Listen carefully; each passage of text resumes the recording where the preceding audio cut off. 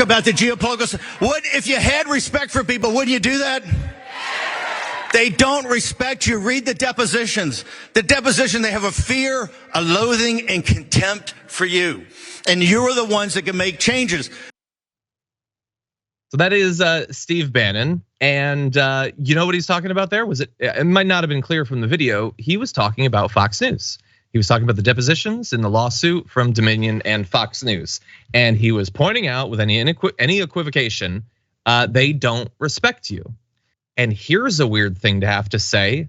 Steve Bannon is 100% right. He's being honest in a sense, an explicit sense. The words that he's saying are honest. Why he's saying is deeply manipulative and dishonest. But he's right. Like the Fox hosts, the Fox producers, the Fox execs don't have any respect whatsoever. They have fear for their base. That's been made clear from these depositions. They are terrified of what their base will do if they're not fed exactly the type of nonsense, the conspiratorial nonsense that they want. And I respect that fear. You should be afraid of them because they are monsters of your creation. But they don't actually respect them. They don't respect the reality of the lives they're living, the struggles that they're actually facing. They don't respect any of that. They're just afraid that they'll leave and they want to keep them on the leash for a little bit longer, make more money, get a little bit more clout, all that stuff.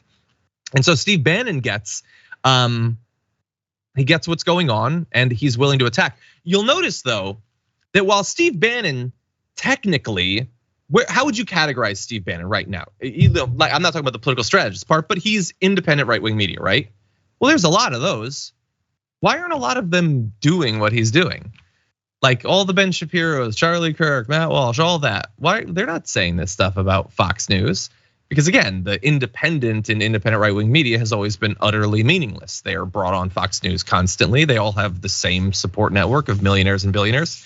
Steve Bannon's a little bit different. He's more directly just funded by the actual grift, and that frees him up to make honest, accurate attacks against Fox News. And by the way, he says, we're gonna fight you every step of the way. He says they're going to take down Fox News. Now, that could be just idle words. He's a media guy. He wants people to feel like he's a fighter or whatever. Lots of them do this.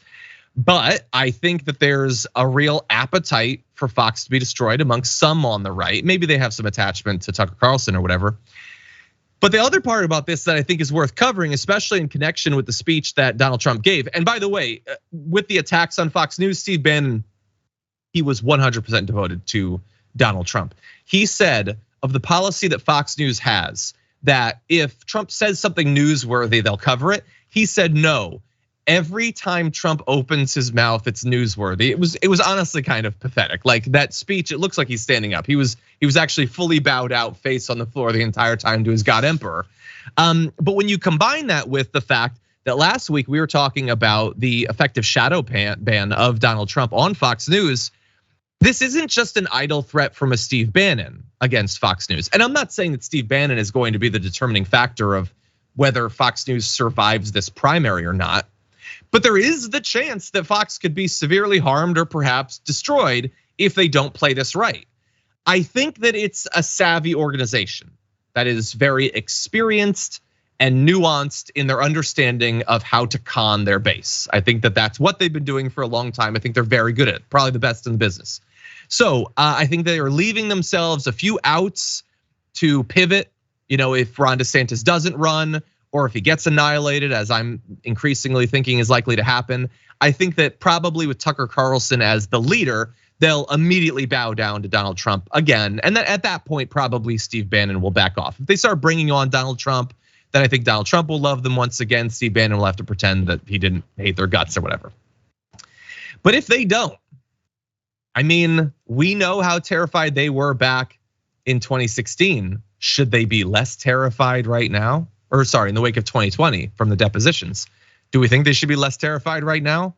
Again, this isn't really even about Steve Bannon, but I do think they should be afraid. And by the way, the Republicans generally, this is what I'll close on, should be afraid in general in ways that we don't really have time to get into. So all of this that I've been discussing is what can happen if Trump destroys DeSantis and becomes the nominee. That's going to be utter chaos in a lot of different ways, really harmful to the right long term. But that's actually probably better for them than if he doesn't make it through. We had Geraldo was on Fox News this morning talking about what'll happen if Trump doesn't win. And I think they're not nearly scared enough of that. So remember, this is what Fox is advocating for effectively with their tacit support for Ron DeSantis, is for DeSantis to defeat Trump. And I guess they're just assuming that he'll just leave. He said at CPAC that if he is indicted on criminal charges, I wouldn't even think of leaving the race. Probably it will enhance my numbers.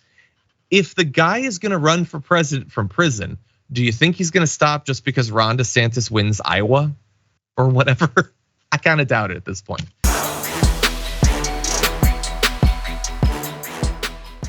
For more political news breakdowns, interviews, stories of activism, and me trying my hardest to care about the occasional big celebrity news story, subscribe to our YouTube channel at youtube.com/The Damage Report. And you can ring the bell wherever it is so you don't miss anything.